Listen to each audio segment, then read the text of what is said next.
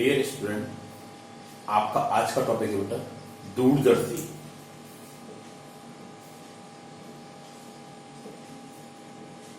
आपका आज का टॉपिक है दूरदर्शी। इस चैप्टर के लास्ट टॉपिक है। आपके सिलेबस में दो टाइप की दूरदर्शी है।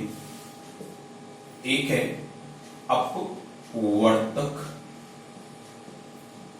दूरदर्शी और दूसरा है आपका परावर्तक दूरदर्शी।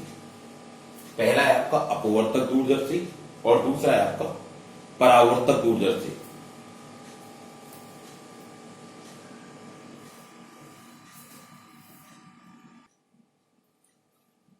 ये आपका जो अपवर्तक दूरदर्शी है इसे हम खगोलीय दूरदर्शी भी कहते हैं। खगोलीय दूरदर्शी ये प्रकाश के अपवर्तन पर आधारित है। ये आपका प्रकाश के अपवर्तन पर आधारित है। पहले हम इसी को देखेंगे, खगोलीय दूरदर्शी को।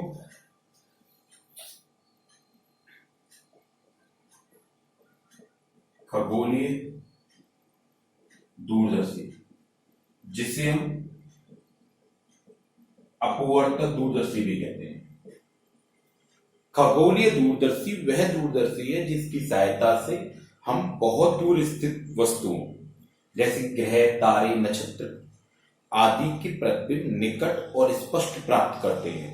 उसे हम खगोलीय दूरदर्शी कहते हैं। खगोलीय दूरदर्शी वह प्रकाशिकी यंत्र है जिसकी सहायता से हम बहुत दूर स्थित जैसे तारे आदि के प्रतिबिंब निकट और स्पष्ट प्राप्त करते हैं। उसे हम खगोलीय दूरदर्शी कहते हैं। खगोलीय दूरदर्शी का सिद्धांत। खगोलीय दूरदर्शी के लिए सिद्धांत। खगोलीय दूरदर्शी के सिद्धांत में दो तथ्य हैं। पहला तथ्य है कि जब कोई वस्तु उत्तल लेंस के सामने अनंत पर स्थित हो तो उसका प्रतिबिंब लेंस के दूसरी ओर फोकस पर बहुत छोटा बनता है।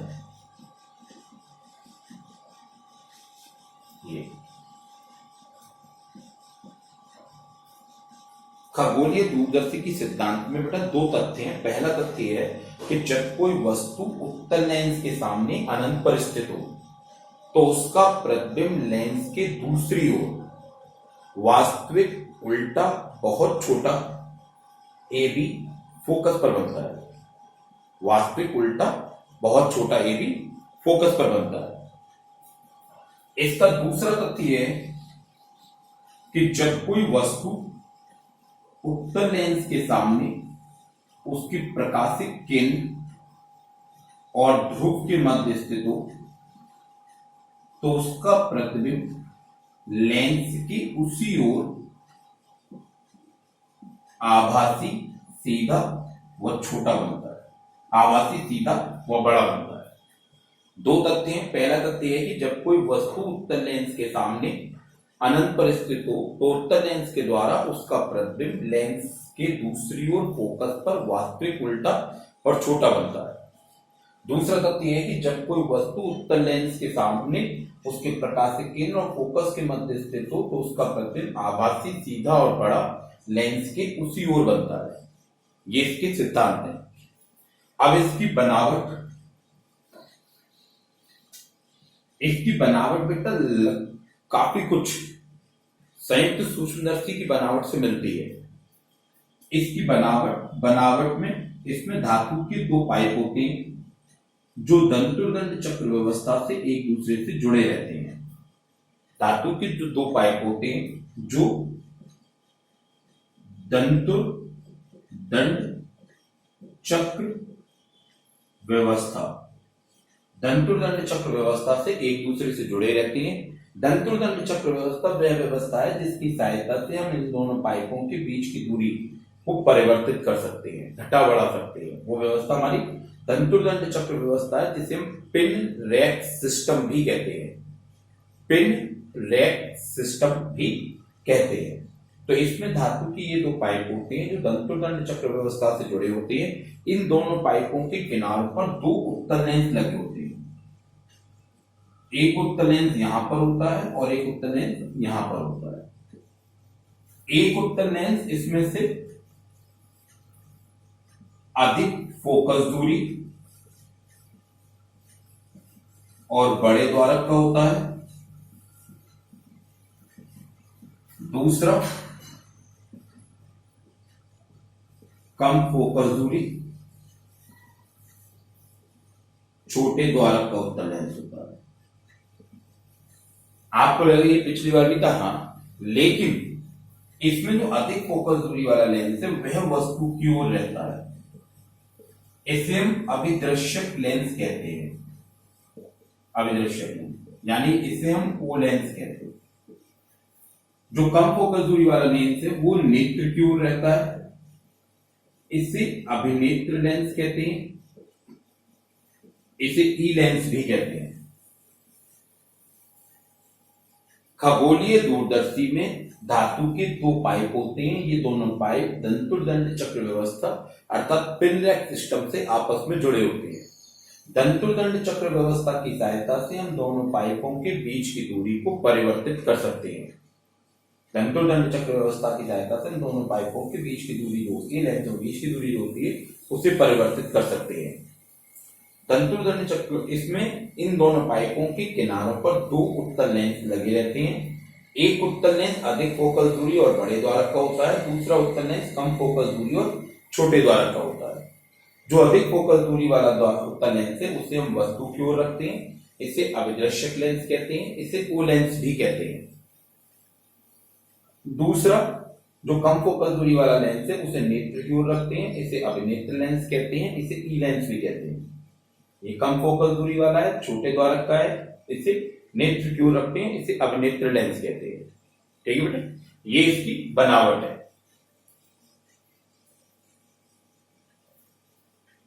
इस बनावट के बाद इसकी क्रियाविधि।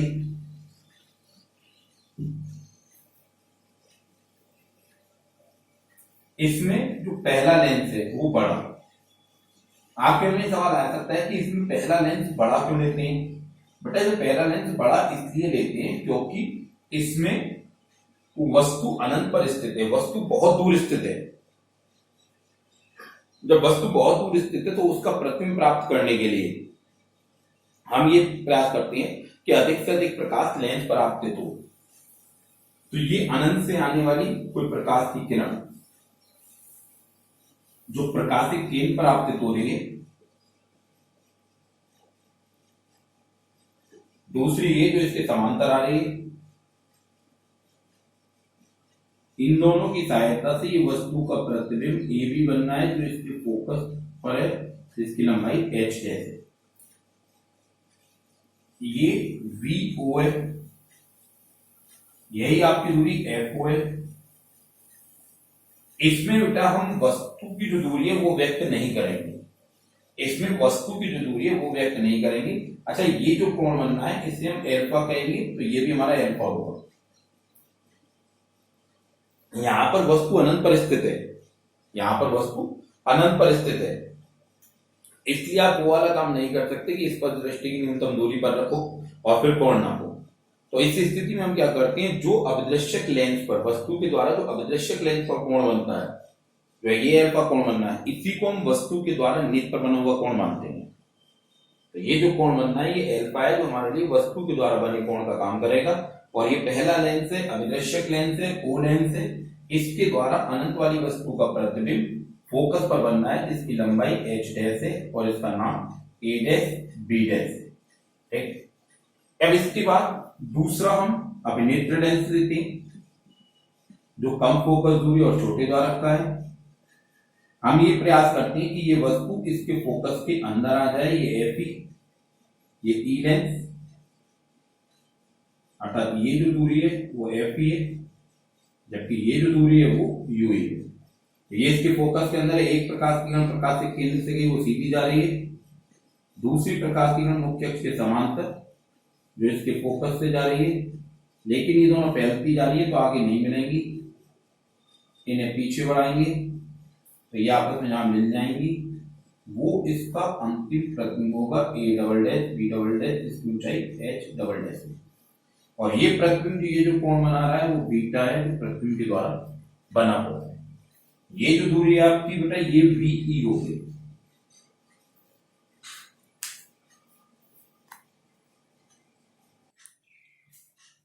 एक बार देखो साहब, ये आपका अभिदर्शक लेंस है, बड़ा लेंस है जो वस्तु की ओर रखा है। वस्तु अनंत पर स्थित है, इसलिए वस्तु को नहीं दिखाया है। डॉटेड लाइन ये व्यक्त करती है कि वस्तु अनंत पर स्थित है। इससे आने वाली प्रकाश की किरणों से प्रतिबिंब फोकस पर बनना है, जो इसके FO है। प्रतिबिंब A' B' जिसकी लंबाई H' है। ये प्रतिबिंब अभिनेत्र लेंस के लिए वस्तु का कार्य करता है। हमने तंतुदंड चक्र व्यवस्था से इन दोनों लेंसों के बीच की दूरी को इस प्रकार समायोजित किया कि ये प्रतिबिंब A' B' इस फोकस FE के अंदर आ जाए। अब इससे एक प्रकाश की किरण प्रकाश के केंद्र से होकर जा रही है, सीधी गई, दूसरी मुख्य अक्ष के समांतर जो इसके फोकस से जा रही है। इन दोनों के बीच की दूरी बढ़ती जा रही है, तो ये आपस में नहीं मिलेंगे। यहाँ व्यक्ति का नेत्र होगा, तो व्यक्ति को ये दोनों किरणें सामने यहां से आती हुई दिखाई देंगी। A" B" हमारी वस्तु का प्रतिबिंब है, जिसका लंबाई H" है। प्रतिबिंब से अभिनेत्र लेंस की दूरी VE है। ठीक, अब इसमें अगर हम पाइप की लंबाई देखें तो हमारी पाइप की लंबाई क्या होगी बेटा? पाइप की लंबाई L हमारी हो जाएगी VO प्लस UE, या फिर वो हो जाएगी, हम उसे कह सकते हैं FO प्लस UE। ये हमारी पाइप की लंबाई है। दोनों लेंसों के बीच की दूरी पाइप की लंबाई कहलाती है। बेटा आप जो पढ़ रहे हो वो दूरदर्शी पढ़ रहे हो। दूरदर्शी में आपके दो दूरदर्शी हैं। पहला दूरदर्शी खगोलीय दूरदर्शी। खगोलीय दूरदर्शी वह दूरदर्शी है जो अपवर्तन की क्रिया पर आधारित है। खगोलीय दूरदर्शी की सहायता से हम बहुत दूर स्थित वस्तुओं के प्रतिबिंब निकट और स्पष्ट प्राप्त करते हैं। खगोलीय दूरदर्शी का सिद्धांत खगोलीय दूरदर्शी दो तथ्यों पर निर्भर करता है। पहला तथ्य यह है कि जब कोई वस्तु उत्तल लेंस के सामने अनंत पर स्थित होती है तो उसका प्रतिबिंब लेंस के दूसरी ओर फोकस पर वास्तविक उल्टा और बहुत छोटा बनता है। दूसरा तथ्य यह है कि जब कोई वस्तु उत्तल लेंस की प्रकाशिक केंद्र और फोकस के मध्य स्थित होती है तो उसका प्रतिबिंब आभासी, सीधा और बड़ा लेंस की उसी ओर बनता है। ये इसका सिद्धांत हो गया। बनावट खगोलीय दूरदर्शी में धातु के दो पाइप होते हैं। दोनों पाइप एक दूसरे से तंतुदंड चक्र व्यवस्था से जुड़े रहते हैं, जिनके दोनों किनारों पर दो उत्तल लेंस लगे होते हैं। इनमें से एक उत्तल लेंस कम फोकस दूरी और छोटे द्वारक का होता है और दूसरा बड़ी फोकस दूरी और अधिक द्वारक का होता है। जो बड़ी फोकस दूरी वाला उत्तल लेंस है उसे हम वस्तु की ओर रखते हैं, अभिदर्शक लेंस कहते हैं। इसमें हम बड़े लेंस को वस्तु की ओर इसलिए रखते हैं जिससे वस्तु से अधिक प्रकाश उस लेंस पर आपतित हो, जिससे लेंस के द्वारा प्रतिबिंब स्पष्ट बने। छोटे लेंस को नेत्र की ओर रखते हैं। एक खास बात यह है कि यहाँ पर वस्तु अनंत पर स्थित है, इसलिए हम जब उसका अल्फा कोण निकालते हैं तो हम वो स्पष्ट दृष्टि वाला नहीं कर सकते। तो उसके लिए फिर हम क्या करते हैं बेटा? उसके लिए हम ये करते हैं कि वस्तु के द्वारा जो अभिदर्शक लेंस पर कोण बनता है उसी को हम अल्फा मानते हैं, जैसे ये माना है। और अंतिम प्रतिबिंब के द्वारा जो बनना है अपने नेत्र लेंस पर कोण, वो नेत्र पर बना हुआ कोण बीटा माना जाता है। अब इसके बाद हम निकालेंगे बेटा इसकी आवर्धन क्षमता।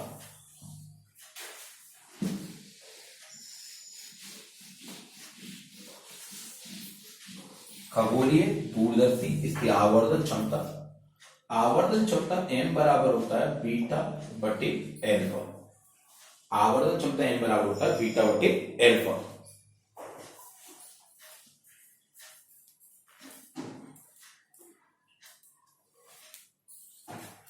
आप जानते हो बीटा अंतिम प्रतिबिंब के द्वारा नेत्र पर बना कोण, एल्फा वस्तु के द्वारा नेत्र पर बना कोण होता है। ठीक है, लेकिन यहां पर आपको एक किरणारी साइड में बना देता हूं। पहला लेंस मैंने ये बड़ा लिया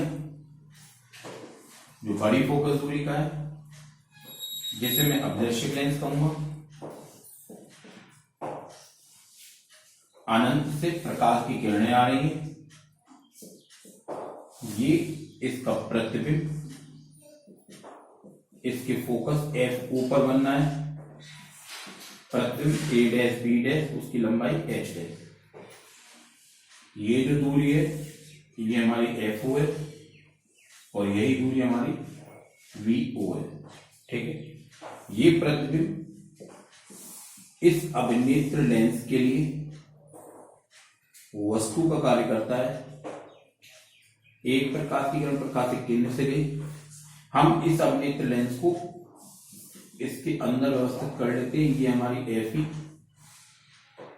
ये दूरी हमारी यूई, दूसरी मुख्य अक्ष के समांतर जो फोकस से जा रही है, ये दोनों आपस में नहीं मिलेंगी, इन्हें हमने इधर बढ़ाया, ये आपस में ना मिल गई, ये वस्तु का प्रतिबिंब हो गया A double dash B double dash, इसकी लंबाई एच डबल डैश, ये जो दूरी है वो वी ई है। आवर्धन क्षमता m बराबर बीटा बटे एल्फा, बीटा प्रतिबिंब के द्वारा बना कोण, वह एल्फा वस्तु के द्वारा बना कोण, जबकि वस्तु और नेत्र के बीच में कोई लेंस आदि ना हो। यहां पर वस्तु अनंत पर स्थित है तो हम इस तरह से नहीं बना सकते, इसलिए ये जो समांतर प्रकाश की किरणें आ रही, ये अपदर्शक लेंस पर जो कोण बनाएंगी उसी कोण को हम एल्फा वस्तु के द्वारा बना कोण मानेंगे। जब ये वाला कोण एल्फा है तो सी समविभव के हिसाब से ये जो कोण बनेगा ये भी आपका एल्फा होगा। ठीक है बेटा, अब बीटा अंतिम प्रतिबिंब A double dash B dash के द्वारा बना कोण, तो ये आपका बीटा हो गया अंतिम प्रतिबिंब के द्वारा बना कोण।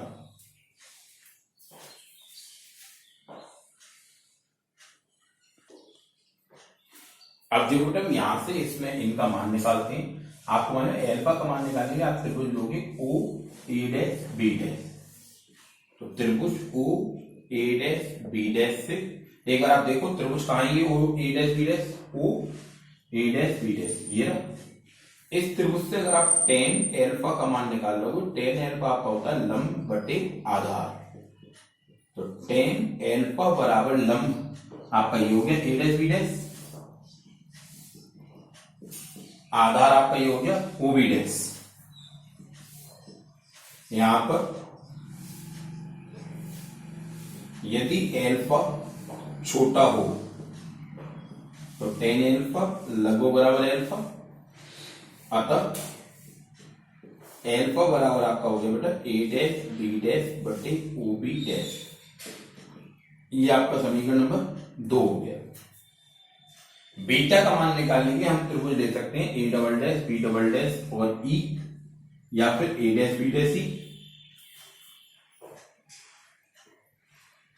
टेन बीटा आपका हो जाएगा A double dash B double dash बटे बी डबल डैश ई, या फिर ए डैश बी डैश बटे बी डैश ई। मैं ये त्रिभुज ले सकता हूं A double dash B double dash E, तो इसका लंब A double dash B double dash, इसका आधार बी डबल डैश ई। दूसरा त्रिभुज ले सकता हूं ए डैश बी डैश ई, तो इसका लंब ए डैश बी डैश, इसका आधार ये बी डैश ई। ये हो गया बेटा। अब इसमें से हम दोनों में से कोई एक लेके चलेंगे, तो हम ए डैश वाला लेके चलेंगे क्योंकि हमें ऊपर दिख रहा है। ठीक है, तो टेन बीटा का मान हमारा हो गया ए डैश बी डैश बटे बी डैश ई। फिर से वही बात कि यदि बीटा छोटा हो तो टेन बीटा लगभग बराबर बीटा, यानी आपका बीटा का मान आ गया ए डैश बी डैश बटे बी डैश ई, समीकरण नंबर 3। आप देखो एक बार, वस्तु के द्वारा जो बना अभिदृश्य को बना कोण है उसी को हमने एल्फा माना, वस्तु के द्वारा बना कोण। एल्फा का मान निकालेंगे, त्रिभुज ए डैश बी डैश ओ लिया, तो इसका मान टेन एल्फा बराबर लंब बटे आधार, टेन एल्फा बराबर ए डैश बी डैश बटे ओ बी डैश। यदि एल्फा छोटा हो तो टेन एल्फा लगभग बराबर एल्फा, तो एल्फा बराबर ए डैश बी डैश बटे ओ बी डैश। ठीक, समीकरण नंबर 2, टेन बीटा का मान A double dash B double dash बटे बी डबल डैश सी, तो ये हो जाएगा ए डैश बी डैश बटे बी डैश सी। ये दो मान है आपकी, इस लंब को लूं तो इसका आधार, इस वाले लंब को लूं तो इसका आधार। हमें एक लेना है, हम ए डैश बी डैश वाला लेके चल रहे हैं। यदि बीटा छोटा हो तो टेन बीटा लगभग बराबर बीटा, तो बीटा बराबर ए डैश बी डैश बटे बी डैश सी, समीकरण नंबर 3। समीकरण 2 और 3 से मान समीकरण 1 में लगा देते हैं। समीकरण 2 व 3 से मान समीकरण 1 में लगाने पर m बराबर ए डैश बी डैश बटे बी डैश सी, और बटे में ये आपका ए डैश बी डैश बटे ओ बी डैश, m बराबर क्या हो गया बेटा, a डैश b डैश बटे b डैश e गुणा o b डैश बटे a डैश b डैश, इससे दोनों कट गए। m बराबर आपका हो गया बेटा o b डैश बटे b डैश e। अब आप जरा चिन्ह पर पार्टी से इनके मान देखो क्या होंगे। तो o b डैश ये दूरी है यानी फोकस दूरी है, और ये कैसी होगी, धनात्मक। चिन्ह पर पार्टी से o b डैश बराबर f o प्लस का, o b डैश का मान f o, वो भी प्लस का। और b डैश e को देखो, तो b डैश e ये प्रतिबिंब की दूरी है, कैसी होगी, ऋणात्मक। तो b डैश e का मान माइनस का होगी, ये मान लगा दो। तो m बराबर आ गया एफ u बटा माइनस का यूई, समीकरण नंबर 4।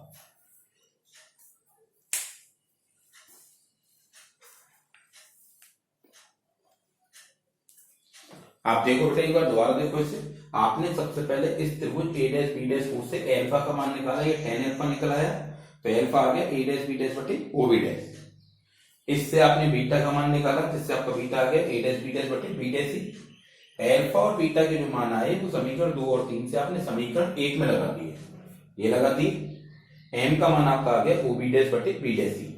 चिन्ह प्रॉपर्टी से आप देखो ओ से बी डैश तक की दूरी हमारी वी ओ भी है और एफ ओ भी है, तो हम इससे एफ ओ लिखेंगे, क्योंकि जब आप कोई दूरदर्शी लोगे तो आपको अभिदृश्य और अभिनेत्र लेंस की फोकल दूरियां दी जाएंगी। ठीक, लेंस आप खुद ले रहे हो, इसलिए इसमें आप जो लोगे एफ ओ लोगे। और बी डैश ई का मान माइनस का हुई, तो एम बराबर आ गया एफ ओ बटे माइनस बी, समीकरण नंबर 4। देखो भाई जैसे आपने कल देखा था वैसे ही इसमें भी अब यहां से आगे दो स्थितियां संभव है। ये आपका समीकरण नंबर 4 आ गया। ठीक है, इस समीकरण 4 से आगे यहां पर दो स्थितियां संभव है।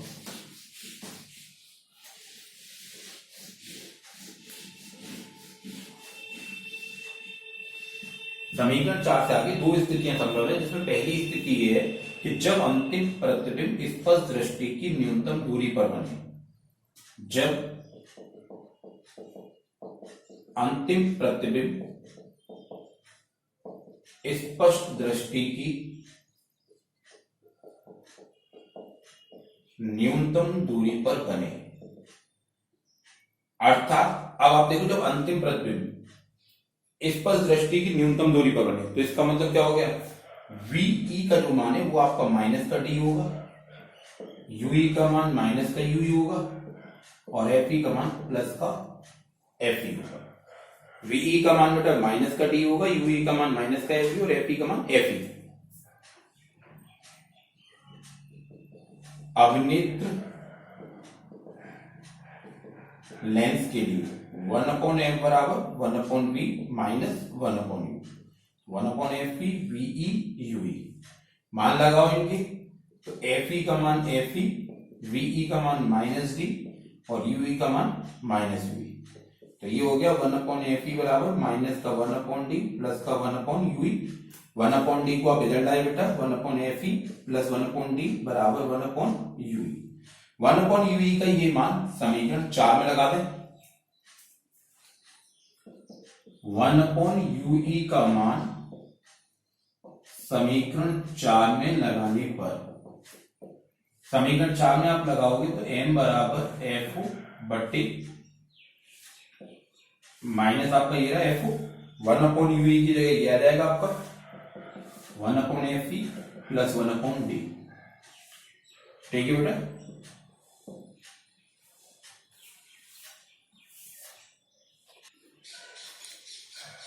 यहां से 1/f कॉमन ले लेता हूं, तो ये हो जाएगा माइनस एफ बटा एफ ब्रैकेट में 1 प्लस एफ अपॉन डी।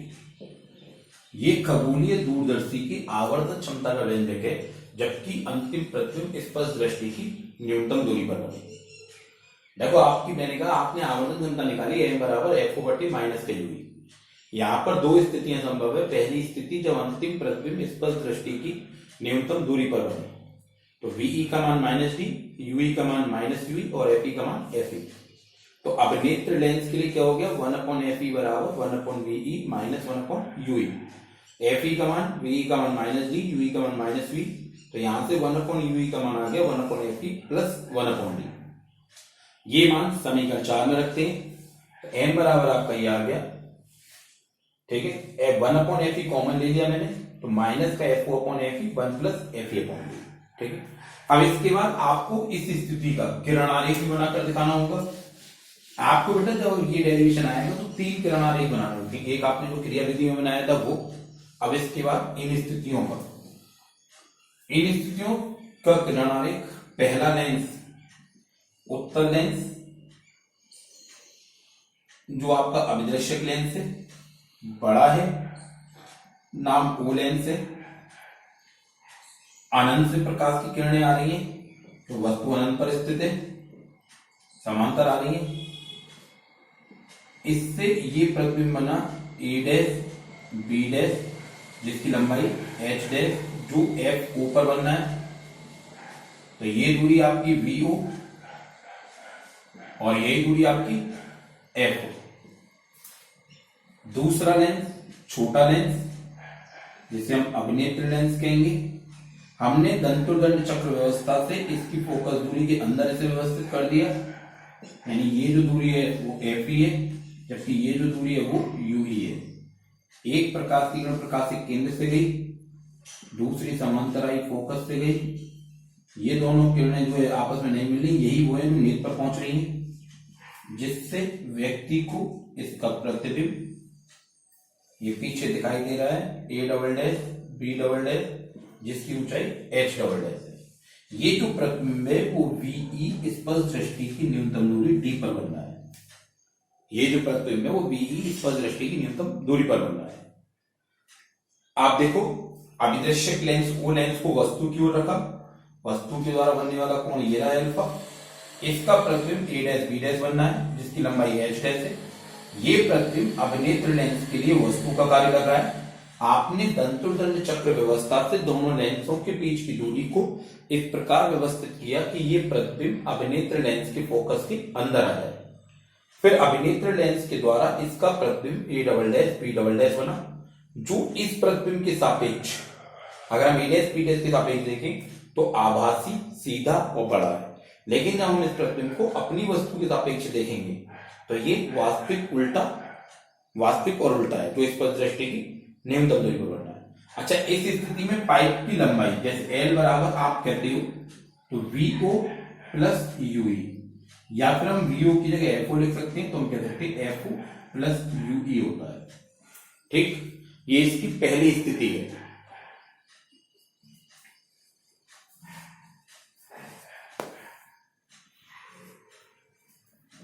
अब इसकी दूसरी स्थिति बेटा,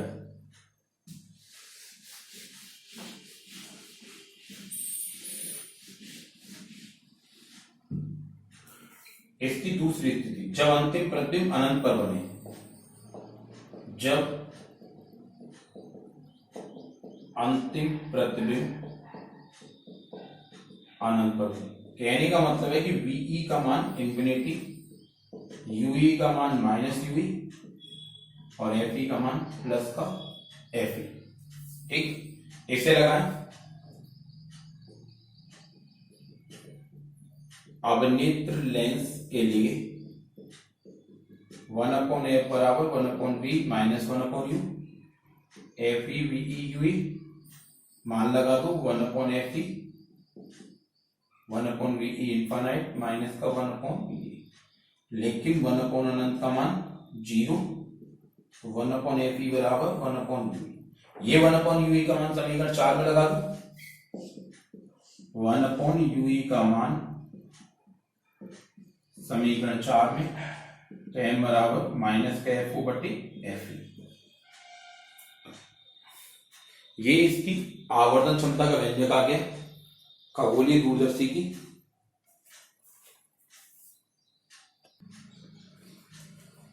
ये खगोलीय दूरदर्शी आवर्धन क्षमता का व्यंजक है, जबकि अंतिम प्रतिबिंब अनंत पर बनना हो। ठीक है, अंतिम प्रतिबिंब अनंत पर आपने वी का मान इंफिनिटी, यूई का मान माइनस वी, एफ ई का मान एफ ई लिया, लेंस सूत्र से लगाया, ये आ गया। अब आपको इस स्थिति में भी किरण आरेख बना के दिखाना है बेटा।